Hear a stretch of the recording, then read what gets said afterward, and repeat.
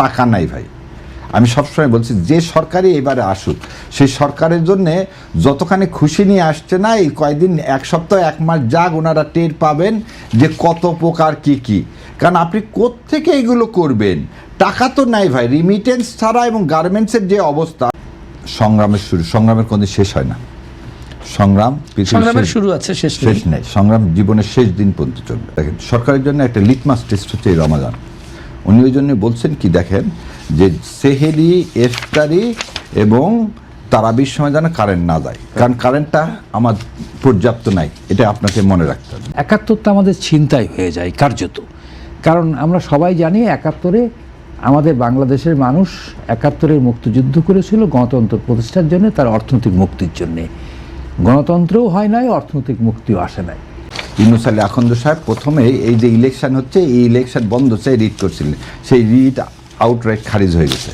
So একই জিনিসে আর একটা রিট হয় না, যেহেতু তিনি এই ইলেকশনের পূর্বেই এই ইলেকশন বাতিল চেয়ে এই একই রকম রিট করছেন, সেজন্য রেড জুডিকেটার বার হয়ে এই রিটটাও চলবে না। আপনাকে এই উত্তরটা দিলাম। দ্বিতীয় কথা হলো, যদি উনি বলে যে না ভোট, এই ভোটই লিগে ধরে নেন আপনার কথা অনুযায়ী কোর্ট রুল দেয়, তাহলে পুরা ভোটটাকেই দিতে হবে।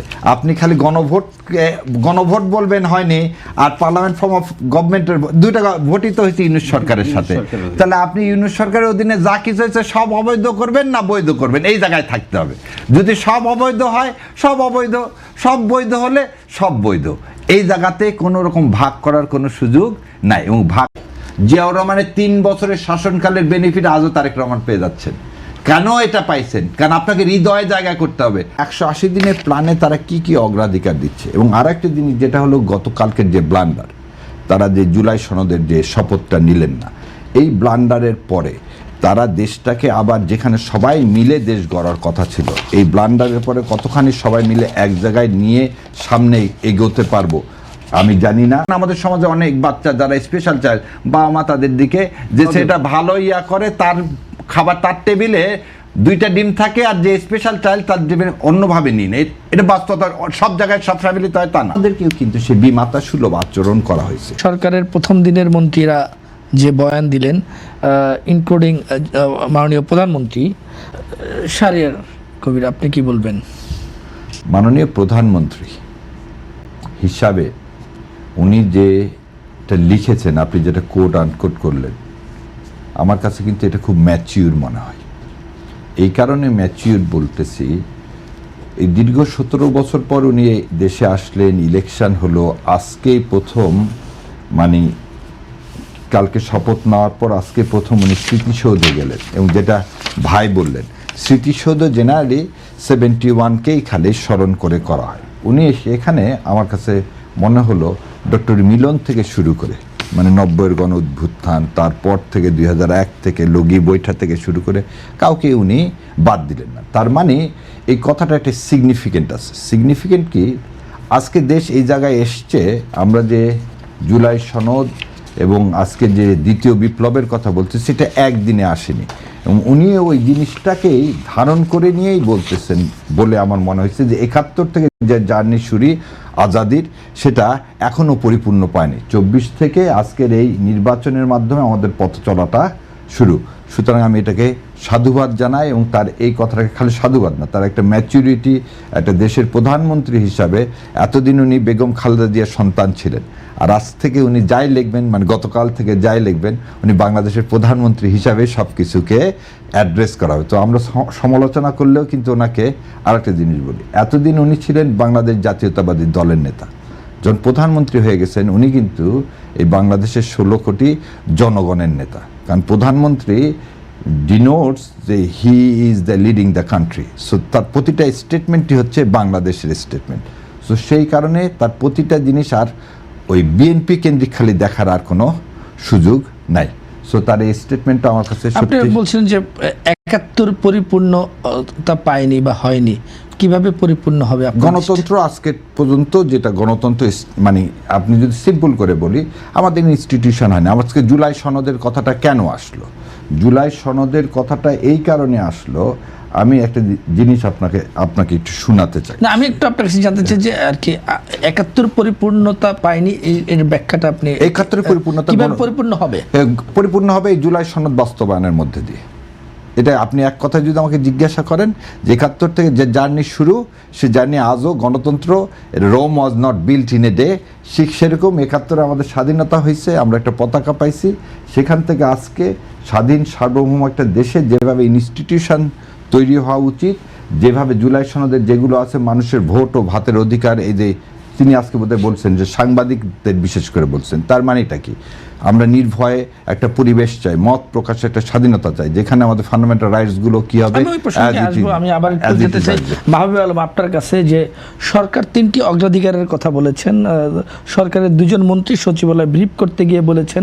আমি যদি স্বরাষ্ট্রমন্ত্রী সালাউদ্দিন আহমেদের কথা বলি, তিনি বলেছেন সরকারের অগ্রাধিকার বিবেচনায় প্রাথমিকভাবে দ্রব্যমূল্য নিয়ন্ত্রণে রাখা ও সরবরাহ ঠিক রাখা, আইন শৃঙ্খলা পরিস্থিতি আরও উন্নত করা এবং বিদ্যুৎ জ্বালানি খাতে গ্যাস বিদ্যুৎ যেন কোনো সমস্যা না হয় সেদিকে লক্ষ্য রাখা, এগুলো হচ্ছে সরকারের অগ্রাধিকার।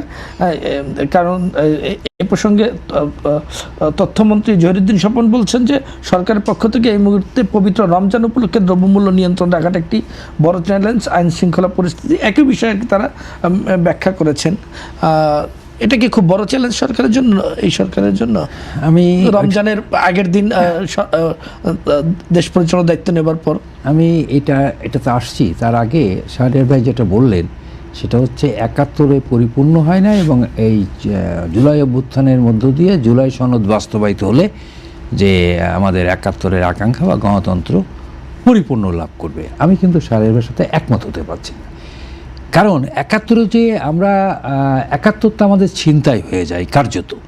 কারণ আমরা সবাই জানি 71 আমাদের বাংলাদেশের মানুষ 71 মুক্তিযুদ্ধ করেছিল গণতন্ত্র প্রতিষ্ঠার জন্য, তার অর্থনৈতিক মুক্তির জন্যে।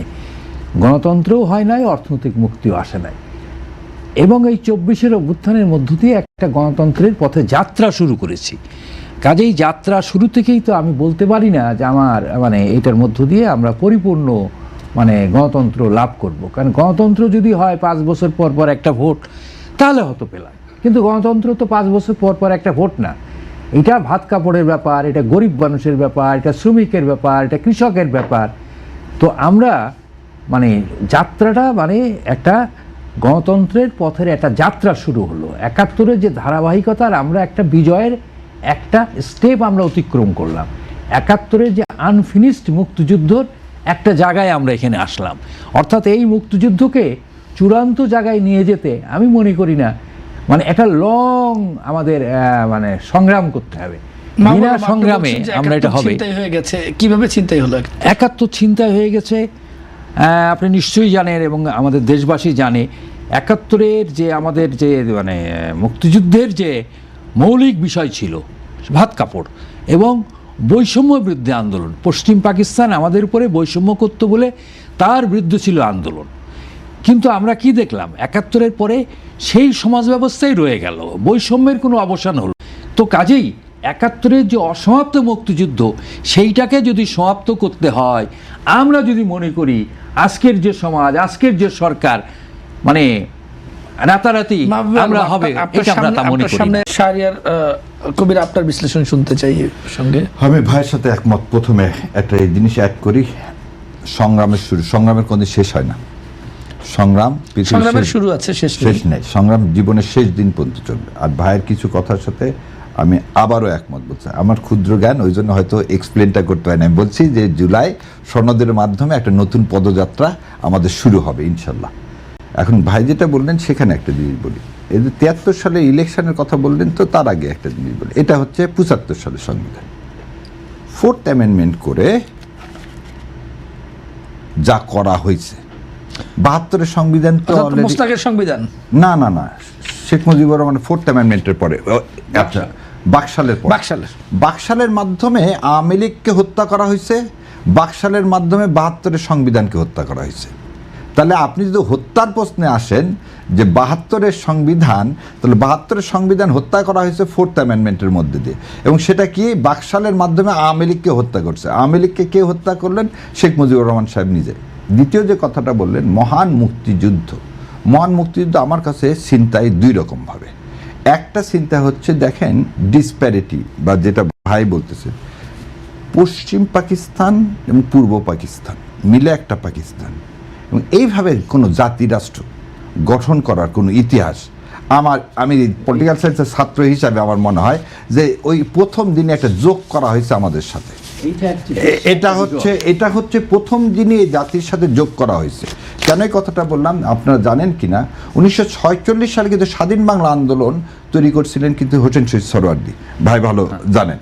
এবং ক্যাবিনেট মিশন প্ল্যানেও কিন্তু ছিল আমরা একটা গ অঞ্চল হব, এই বাংলা ভাষাভাষী আসাম বাংলা সব নিয়ে অবিভক্ত বাংলা, অবিভক্ত বাংলা, এবং সেটাই আমরা চেয়েছিলাম। এবং সেটা শোনার পরে কিন্তু জিন্না সাহেব তার পাকিস্তানের ছিঁড়ে ফেলে দিয়েছিলেন। আমরা হব স্টেটস, মানে হচ্ছে আমেরিকার যেরকম স্টেটস করছে সেরকম আমরা 3টা অঞ্চল মিলে। আজকের আলোচনায় ফিরি না, এটা আপনি যেহেতু বলছেন যে 71-এর, সেখানে বলতেছি আপনি যেভাবে সৃষ্টি করা হলো ভাই, আপনাকে বিকলঙ্গ করে সৃষ্টি করা হয়েছে 47 সালে। এবং বিকলঙ্গভাবে যখন করা হয়, আমরা প্রতিবন্ধী এটা না বলতে বলি স্পেশাল চাইল্ড, আমরা একটা স্পেশাল চাইল্ড হয়ে 47 সালে সৃষ্টি হয়েছি। এবং সেই স্পেশাল চাইল্ডটা কি কোনো স্পেশাল চাইল্ড না, স্পেশাল চাইল্ড হলে তাকে মোর টেক কেয়ার করতে হয়। সেই মোর টেক কেয়ারটা না করে আপনি তাকে করলেন কি, আরও ফেলে রাখলেন, অবহেলিত করে রাখলেন। আপনি দেখেন আমাদের সমাজে অনেক বাচ্চা যারা স্পেশাল চাইল্ড, বাবা মা তাদের দিকে যে সেটা ভালো করে, তার খাবার তার টেবিলে 2টা ডিম থাকে, আর যে স্পেশাল চাইল্ড তার টেবিলে অন্যভাবে নিন। এটা বাস্তবতা, সব জায়গায় সব ফ্যামিলিতে হয় তা না, একটা উদাহরণ হিসেবে নিচ্ছি। আমাদেরকেও কিন্তু সে বিমাতা সুলভ আচরণ করা হয়েছে। আজকে মুক্তিযুদ্ধের কথা যখন আমরা বলি, তখন এই জিনিসগুলো কিন্তু আমাদেরকে একবার চিন্তা করতে হবে। যে জাতিটার সৃষ্টি হচ্ছে একটা বৈষম্যর মধ্যে দিয়ে, একটা অলিক একটা মিথ, যেটাকে প্লেটো বলছিলেন ইউটোপিয়া, সেই ইউটোপিয়ার মধ্যে দিয়ে, সেখানে আমাদের বিচ্ছিন্নতা এটা অবশ্য ভাববে। আমরা বরং 25 বছর ছিলাম এটাই, কিন্তু সে বিচ্ছিন্নতা আমরা কিভাবে হলাম, আমরা আমাদের শক্তিতে হতে পারলাম, আমরা আবার নিজের পায়ে দাঁড়াতে পারলাম কি পারলাম। আমি একটু আজকের সরকারের বয়ানের দিকে আবার ফিরতে চাই। সেটি হচ্ছে সরকার যে প্রথম দিন তারা 3টি অগ্রাধিকারকে প্রায়োরিটি দিয়েছে, সেটাকে আপনি কিভাবে বিশ্লেষণ করেন? আমার কথা হচ্ছে, প্রথম জিনিস হচ্ছে, দেখেন সরকারের জন্য একটা লিটমাস টেস্ট হচ্ছে এই রমাদান। উনি ওই জন্য বলছেন কি, দেখেন যে সেহেরি, ইফতারি এবং তারাবির সময় যেন কারেন্ট না যায়, কারণ কারেন্টটা আমার পর্যাপ্ত নাই, এটা আপনাকে মনে রাখতে হবে। দ্বিতীয় আরেকটা জিনিস রাখতে হবে, টাকা নাই ভাই। আমি সবসময় বলছি যে সরকারই এবারে আসুক, সেই সরকারের জন্যে যতখানি খুশি নিয়ে আসছে না, এই কয়েকদিন, 1 সপ্তাহ 1 মাস যাক, ওনারা টের পাবেন যে কত প্রকার কি।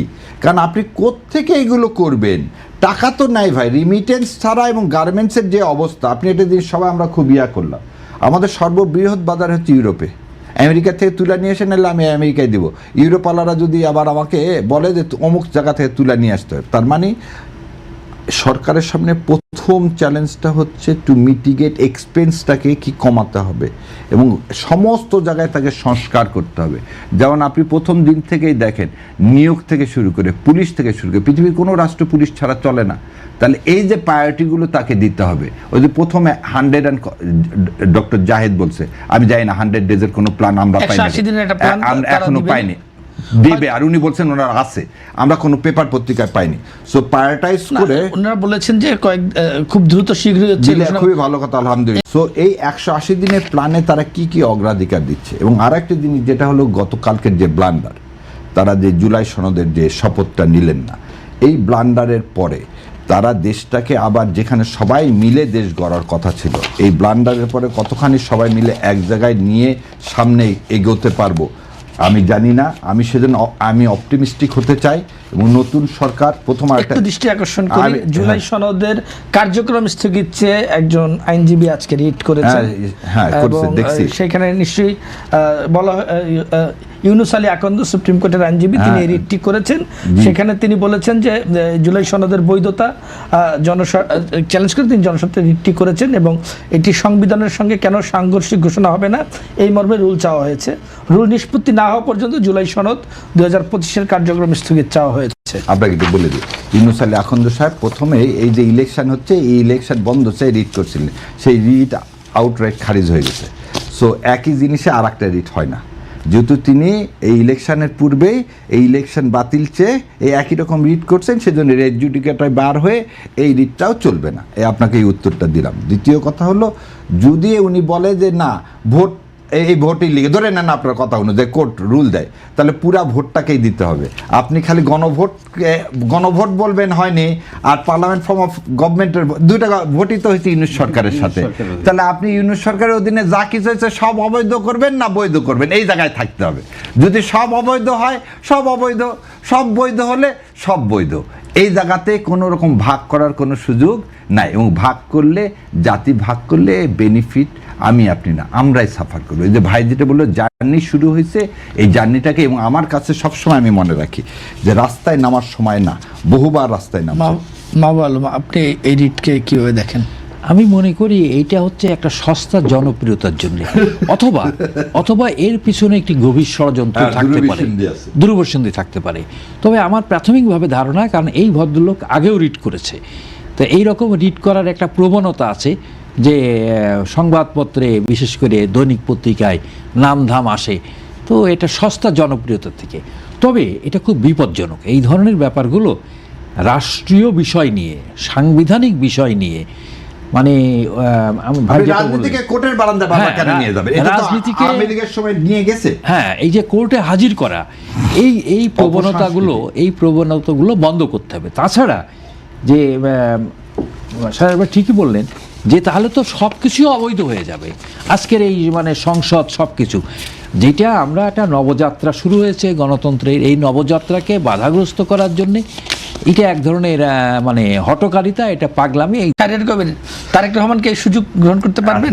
স্টেটমেন্টসের প্রথমে একটু বলে নিই, আব্দুর রাজ্জাক স্যার, আল্লাহ ওনাকে জানেন, আপনি কি জানেন কিনা জানি না, উনি একমাত্র পৃথিবীর লেজেন্ড লাস্কি, যে সেই লাস্কির হচ্ছে ছাত্র ছিলেন উনি, এবং সোয়াসে আমার ভাইয়ের সাথে একটু অ্যাড করি, আপনাদের সবার হয়তো আমার এখনকার জেনারেশন দেখছে কিনা, আবার তোরা মানুষ হয় ছবিটা দেখার কথা বলবো, জয় রায়নের খান আতাউর রহমান, এবং এই ছবিটা রিলিজ হয়েছিল কিন্তু 1973 সালের ডিসেম্বর মাসে।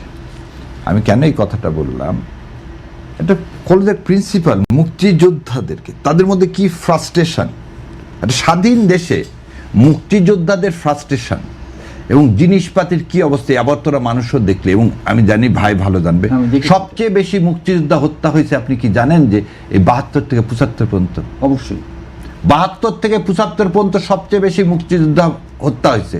এই যে ভাইদার কথা বললেন যে 5টা সিটে মেজর জলিল সাহেবকে প্রথম অ্যারেস্ট করা হলো ডিসেম্বর মাসে 1971 সালে। বঙ্গবন্ধু এসে কি তার কোনো প্রতিবাদ করছেন? শেখ মুজিবুর স্টেটমেন্টসের কথা কেন? আপনার একটু আগে আপনাকে বললাম না যে জনাব তারেক রহমান প্রধানমন্ত্রী, উনি বাংলাদেশের, উনি আর বিএনপির নাই, এটা যদি ধারণ করতে না পারেন তাহলে স্টেটমেন্ট হতে পারবেন না। শেখ মুজিবুর রহমান এই জায়গাতে ফেল করছেন। শেখ মুজিবুর রহমান শেখ মনিদের পাল্লায় পড়ে দেশ উচ্ছেন্নে চলে গেছে, সে তখনও ভেবে নিছে যে আমি হচ্ছে ওই আওয়ামী লীগের নেতা, আমি সেই আওয়ামী লীগের নেতা। সে যে স্টেটসম্যান মানে কি, সমস্ত মানুষের হৃদয়, যেটা জিয়াউর রহমান পাচ্ছিলেন, জিয়াউর রহমানের 3 বছরের শাসনকালের বেনিফিট আজও তারেক রহমান পেয়ে যাচ্ছেন।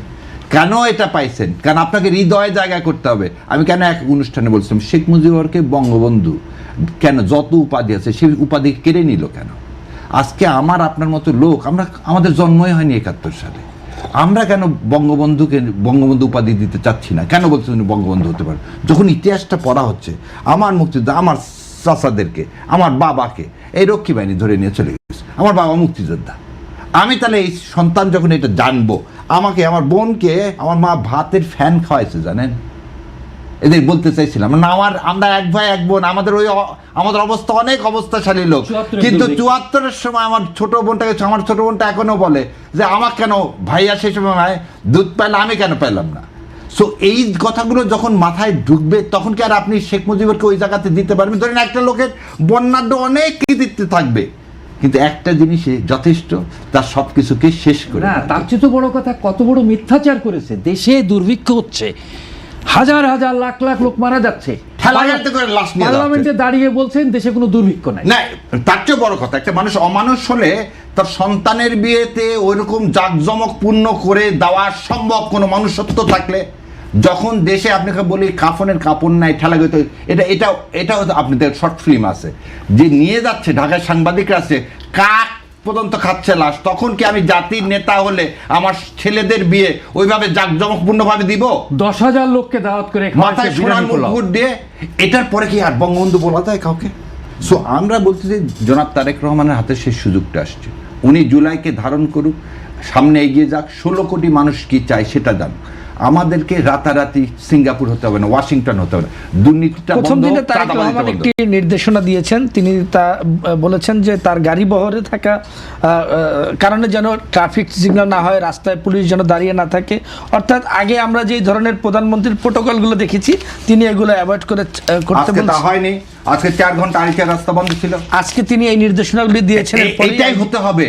আপনি একটা জিনিস বোঝেন যে আপনি কি জন্য আলাদা প্রজাতির হয়ে যাচ্ছেন, তিনি সরকারি গাড়িতে চলবেন না। না, তার গাড়ি নিজেরই বুলেট প্রুফ গাড়ি, তার সরকারি গাড়ি দরকার নাই, তার সরকারি গাড়িতে তার গাড়ি অনেক ভালো। সো এটা কোনো কথা না। এটা সে যদি বলে যে যেটা বলছেন উনি এমপিরা গাড়ি নিবেন পাবে না এবং প্লট পাবে না, আলহামদুলিল্লাহ, কিন্তু তাকে এখন মেকশিওর করতে হবে এই দুর্নীতির মূল উৎপাটন করতে হবে, জুলাই সনদ সাইন 180 দিনের মধ্যে কার্যকর করতে হবে। এটা করলে হি বিকাম এ স্টেটসম্যান। আমি একমত এটার সাথে। আমি একটু অন্য প্রসঙ্গে যেতে চাই। জহিরুদ্দিন স্বপন বলেছেন, আমি মাহবুব আলম আপনাকে দিয়ে শুরু করতে চাই, বাংলাদেশে ভয়মুক্ত সাংবাদিকতার পরিবেশ তৈরি করা হবে, এটা তথ্য সম্প্রচার মন্ত্রী জহিরুদ্দিন স্বপন বলেছেন। এই কথা কি কথাই থাকবে নাকি বাস্তব কোনো রূপ দেখবো আমরা? আসলে এইরকম কথা তো আমরা অতীতেও শুনেছি, সাগররত্নী হত্যার বিচার কিন্তু অন্তর্বর্তী সরকারও করেনি, আজ পর্যন্ত চার্জশিটই হয়নি। আপনি আসলে জহিরুদ্দিন স্বপন তার আকাঙ্ক্ষা থেকে বলেছেন, লাইন উপদেষ্টা ছিলেন, এত কান্নাকাটি করেছিলেন সাগররত্নীকে নিয়ে। ওই প্রসঙ্গে ভাই শেষ করুক, তারপর আসতেছি। আসলে জহিরুদ্দিন স্বপন তার নিজের আকাঙ্ক্ষার কথা বলেছেন। এখন তিনি দায়িত্ব পেয়েছেন এই তথ্য মন্ত্রণালয়ের। এখন মন্ত্রণালয়ের তো কিছু বিষয় থাকেই, কিন্তু এইখানে বড় বিপদ হচ্ছে ভয়মুক্ত পরিবেশে যে মানে সাংবাদিকতা করা। আমি নিজে তো সাংবাদিকতা করি। ভয়মুক্ত পরিবেশ নির্ভর করে সেই সময় মানে সরকার যে থাকে তার উপরে নির্ভর করে। যেমন এই যে তত্ত্বাবধায়ক সরকারের সময় কিন্তু ভয়মুক্ত পরিবেশে কিন্তু মানুষ সাংবাদিকতা করেছে।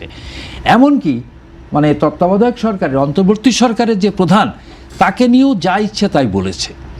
তো এইটা নির্ভর করবে, এটা প্রমাণ করতে হবে বিএনপি সরকারকেই প্রমাণ করতে হবে, তিনি তথ্যমন্ত্রী আছেন তার সরকারকেই প্রমাণ করতে হবে যে ভয়মুক্ত পরিবেশে সাংবাদিকতা করা যাবে কি যাবে না।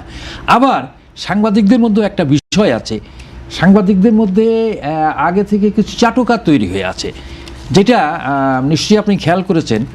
এখন প্রধানমন্ত্রী তারেক রহমান প্রধানমন্ত্রী হওয়ার আগেই যে সংবাদ সম্মেলনগুলো করেছেন, সেইখানে সাংবাদিকরা তাকে প্রশ্ন করতে যে সেই শেখ হাসিনার মতো করে তেল দেওয়ার চেষ্টা করেছেন। তিনি স্টেট বলেছেন যে না, আপনার প্রশ্নটা কি বলেন।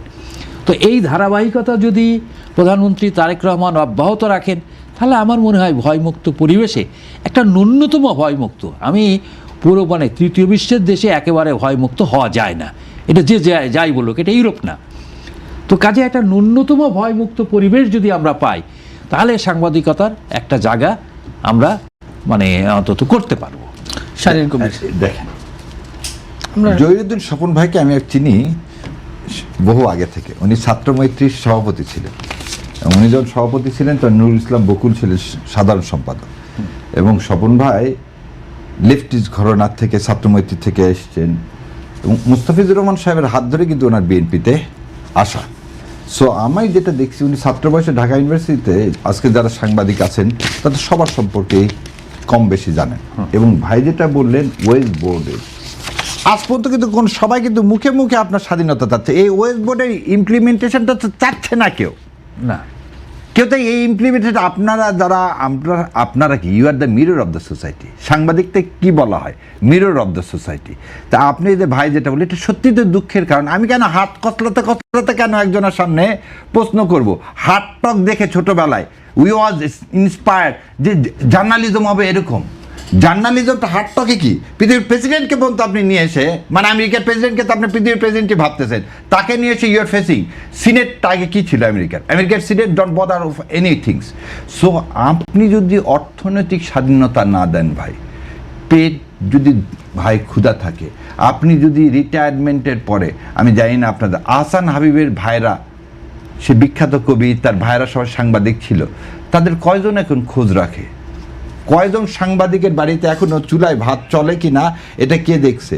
আমাদের প্রেস ক্লাবে আমরা কি এখন পর্যন্ত প্রেস ক্লাবে দেখছি যে কোনো ফান্ড আছে যে একজন সাংবাদিক অসুস্থ হয়ে গেলে তাকে বিদেশে পাঠানোর মতন? সো সাংবাদিকতা খালি মানিটা না, আপনার পেশার নিশ্চয়তা থাকতে হবে, তবেই আপনার উৎকর্ষ সাধন হবে।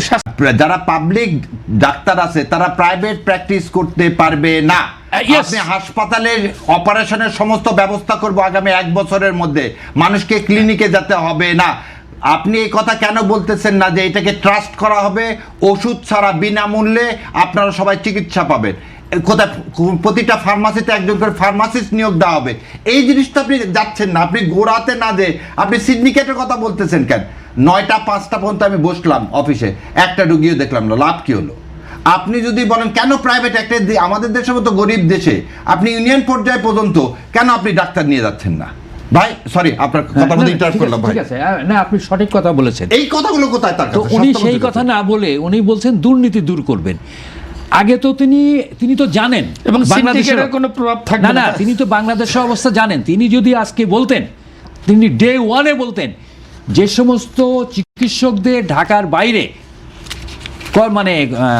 ঢাকার বাইরে পোস্টিং আছে তারা ঢাকায় থেকে চিকিৎসা করতে পারবে না, তাদের ওইখানে থেকে করতে হবে, তাহলে বুঝতাম তিনি সদিচ্ছার পরিচয় তাও না। দিয়েছেন। সে হেলথ ট্যুরিজমের কথা, আপনি তো পদ্মার পারে একটা আলাদা হেলথ সিটি করতে পারেন। আপনাকে প্রথমে আমরা মানুষ বাইরে যাই কেন ভাই? আমরা তো উন্নত চিকিৎসার জন্য যাই না। আপনি একটা জিনিস বলেন তো, বাংলাদেশের 4টা বা 5টা নাম করা হসপিটাল, স্কোয়ার বলেন, ইউনাইটেড বলেন, আপনার এখানে আছে হচ্ছে এভার কেয়ার বলেন, এটা অ্যাফোর্ড করার ক্ষমতা কয়জনের আছে? আপনি জনাব আমাদের প্রাইম মিনিস্টার এত বছর থেকে NHS ট্রাস্ট দেখে এসছেন, ওনার জন্য তো এটা ইমপ্লিমেন্টেশন করা সবচেয়ে সোজা। আপনি ট্রাস্ট করে মানুষের দৌড় গড়ায় ভাই আপনি আপনার হেলথকে পৌঁছায় দেন। প্রথম কথা হলো যে আমি হেলথের কোনোভাবেই প্রাইভেট কোনো রুগী দেখার কোনো কিছু নাই। টেকনিক্যাল স্পেশালাইজ হসপিটাল ছাড়া কোনো অপারেশন, সমস্ত অপারেশন হবে মেডিকেল কলেজে, যেটা বাংলাদেশ জামাতে ইসলাম প্রপোজ করছিল প্রতিটা জেলায় মেডিকেল কলেজ করা। আপনার তা করার লাগবে। যতগুলো মেডিকেল কলেজ আছে আপনি জানেন, আমি অবাক হয়ে গেলাম, রাজশাহী মেডিকেল কলেজে যত অস্ত্রপাতি আছে তার 70% ইনস্ট্রুমেন্ট আনঅপারেটিভ থেকে নষ্ট হয়ে গেছে, জানেন? আনঅপারেটিভ থেকে। কারণ এই যে ডায়ালাইসিসের কথা বলা হয়, প্রতিটা মেডিকেল কলেজে ডায়ালাইসিস আছে, তাহলে আপনি ডায়ালাইসিস কেন ম্যান্ডেটরি করে দিলেন না যে না সমস্ত ডায়ালাইসিস, বাইরে কোনো ডায়ালাইসিস হবে না? আপনি এই কাজগুলো যখন আপনি করবেন তখনই না আমি বুঝবো। আপনি তো মূল জায়গাতে না দিয়ে আগা যতই কাটেন, গোড়ায় যদি পানি দেন গাছ বাঁচবে? আপনি কি যায় সিন্ডিকেট মানে কি? আপনি ওষুধ কেনা আর এগুলো বন্ধ করবেন কিভাবে? আপনি রুগী দেখা বাইরে বন্ধ করেন, আপনি হাসপাতালে চিকিৎসার ব্যবস্থা করেন 100%, তারপর দেখেন কোথায় সিন্ডিকেট থাকে? কোথায় সিন্ডিকেট থাকে? একটা প্যারাসিটামল 40 পয়সায় পাওয়া যায়, একটা প্যারাসিটামল 4 টাকায় পাওয়া যায়। আপনি ওষুধের মান নিয়ন্ত্রণ করেন। আপনি একটা বাংলাদেশ সারা পৃথিবীর কোনো দেশে বোধহয় অ্যান্টিবায়োটিক গেলেই চাইলেই পাওয়া যায়, এটা আর কোথাও আছে? না, দুনিয়ার কোথাও নাই। তাহলে আপনি একটা ফার্মাসিস্টকে আপনি অ্যাপয়েন্টমেন্ট দেন, তাহলে তো চাকরিরও ব্যবস্থা হলো। একটা ফার্মাসির দোকানে একজন ফার্মাসিস্ট যদি থাকে, হি নোজ যে ড্রাগটা কিভাবে ইউজ করা যাবে, কোন ড্রাগ দেওয়া যাবে, কোন ড্রাগ দেওয়া যাবে না। আপনি তো ড্রাগের আমাদের মরফিন থেকে শুরু করে মানুষ এগুলোকে কি অ্যাবিউজ করেনি? ফেন্সিডিলের মতো কাশির স্ট্রিপ মানুষ অ্যাবিউজ করেনি? আপনি ওই গোড়ার কথাটাকে কোথায় বললেন বকুল সাহেব? আপনি হাসপাতালগুলোকে নিশ্চয়তা দিচ্ছেন না কেন? এটা ট্রাস্ট করে মানুষের দৌড় গড়ায় নিয়ে যান। সো এই যে কথাগুলো, এগুলো ব্লাফ। এই নতুন সমাজ ব্যবস্থায় নতুন আমাদের ইয়াতে এই কথাগুলো চলবে, এটা চিরাচরিত আগের কথা। এটা শেখ হাসিনাও বলতো, শেখ হাসিনা সরকারে বলতো আমরা দুর্নীতি দূর করব। আজকে যদি দুর্নীতি দূর করতে হয়, আজকে আমরা স্বাস্থ্যমন্ত্রী যদি বলতেন যে আগামীকাল থেকে, অর্থাৎ শেখ হাসিনার স্টাইলে মন্ত্রীদের নতুন বয়ান,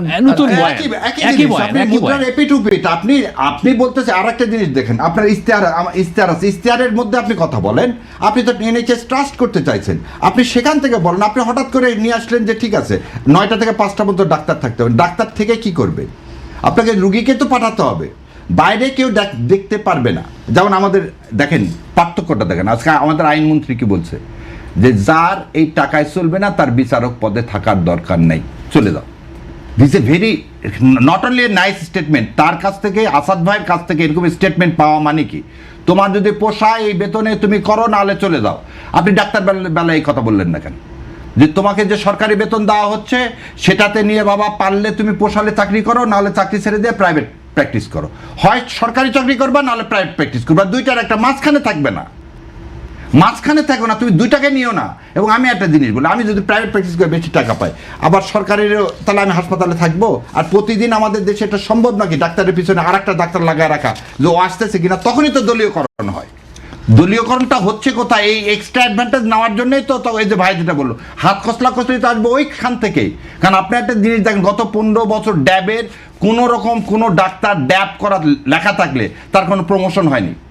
আপনি তো আবার ওই দিকেই চলে যাচ্ছেন।